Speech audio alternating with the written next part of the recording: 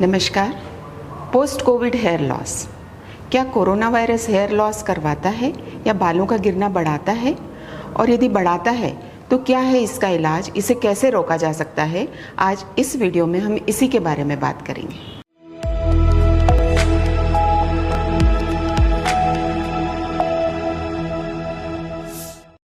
आज हम एक बहुत ही कठिन समय से गुजर रहे हैं।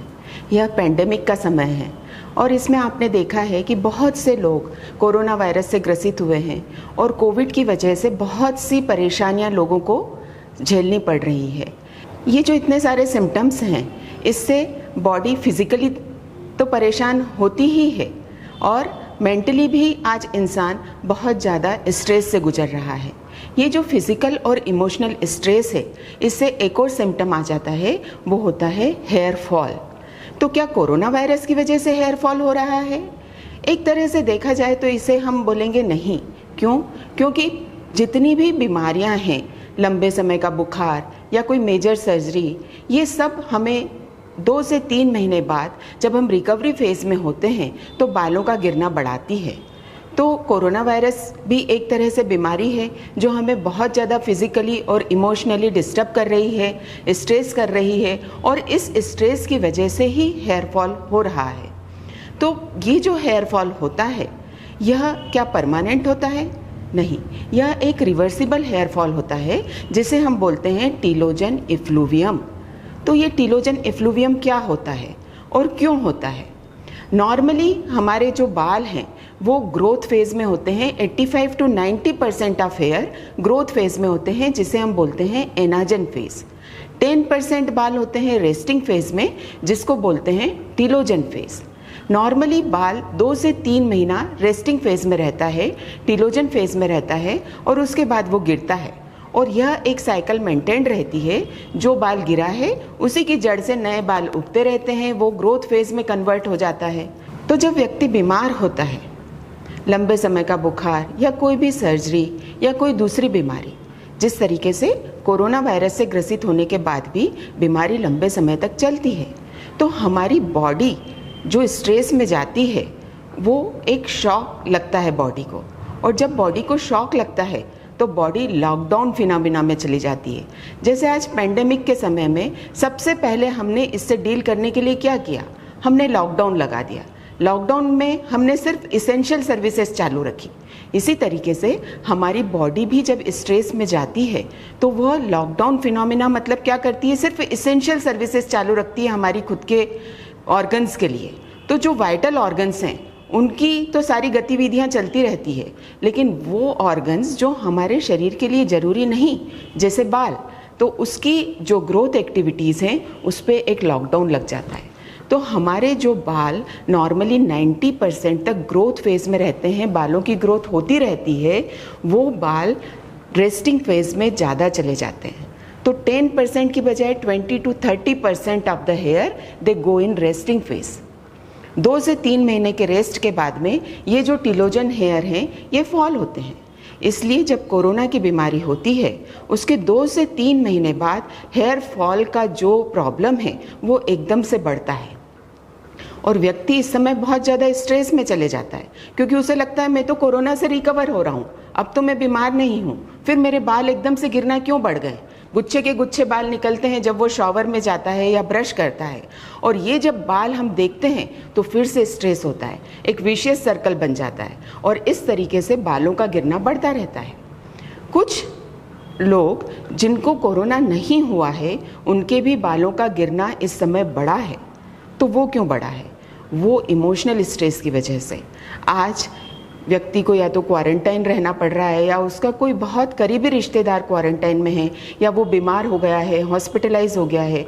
तो यह हम कह सकते हैं कि इस पेंडेमिक के समय हमने जो तनाव झेला है वो पिछले कम से कम 1 सदी में तो नहीं झेला, हमारे जीवन काल में तो नहीं झेला।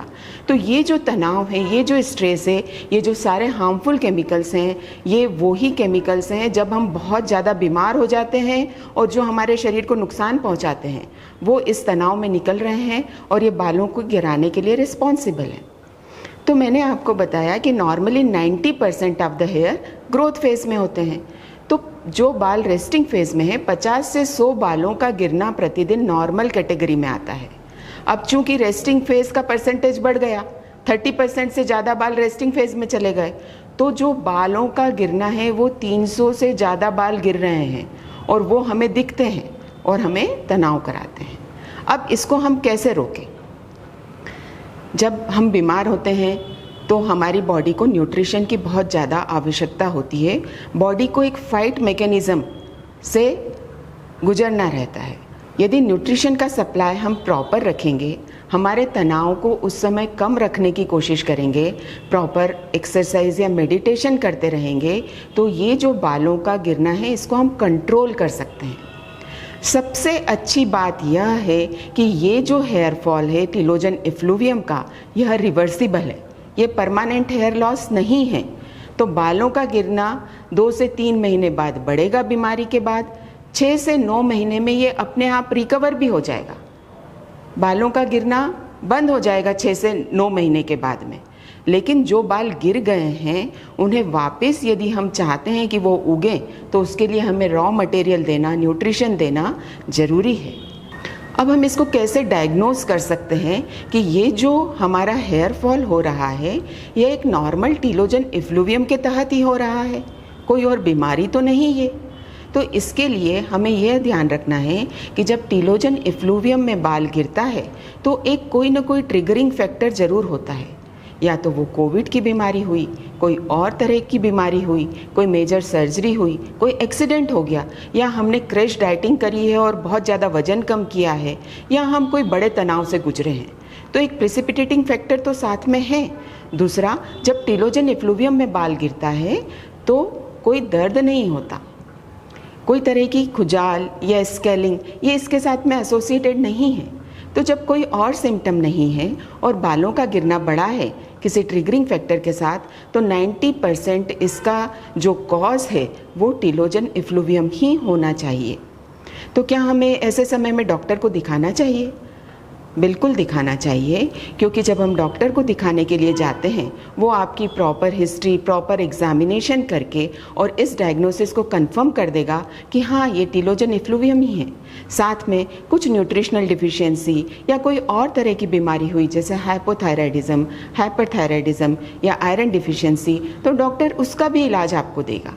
और इस समय सबसे ज़्यादा महत्वपूर्ण जो है इलाज के लिए वो है काउंसलिंग, प्रॉपर काउंसलिंग, और यह भरोसा हमारे मन में कि यह हमारे बाल सारे उगेंगे वापस यदि हमने इनको प्रॉपर न्यूट्रिशनल सप्लाई दिया और हमने हमारा स्ट्रेस का लेवल, हमारी लाइफस्टाइल को चेंज करके रिड्यूस किया। तो यह एक टेम्परेरी बीमारी है और यह 100% रिकवर होगी। तो जब भी हम किसी भी बीमारी से ग्रसित हो, चाहे वह कोविड ही हो, हमें यह ध्यान रखना है कि हमारे कुछ सिम्टम्स जो चाहे सेंटर ऑफ डिसीज़ कंट्रोल की सिम्टम लिस्ट में नहीं है, हमें लॉन्ग टर्म इफ़ेक्ट में आ सकते हैं। और इसमें हेयर लॉस या हेयर फॉल एक महत्वपूर्ण सिम्टम है और इसे 100% हम कंट्रोल और क्योर कर सकते हैं। Thank you.